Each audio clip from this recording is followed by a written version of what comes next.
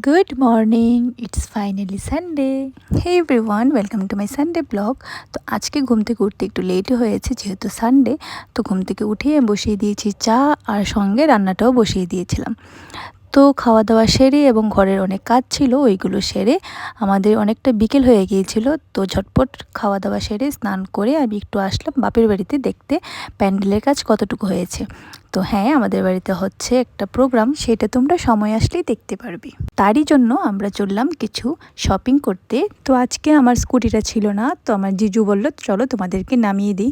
মানে আমরা জিজুর সাথেই যেতাম, তো আজকে জিজু গাড়ি আনেনি, তো আমাদের ছিল না হেলমেট, তো আমাদেরকে আধা রাস্তা নিয়ে গেল। তারপর আমরা রিক্সা করি, আমরা চলে যাই। তো প্রথমেই চলে যাই আমরা শাড়ি কিনতে।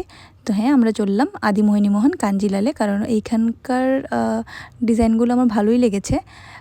এটা ভাবলাম নেব বলে, বাট না, এটা নেওয়া হলো না। তো লাস্টলি আমরা যেটা নিয়েছি এইটা ইয়েলো, পিঙ্ক অ্যান্ড ব্লু।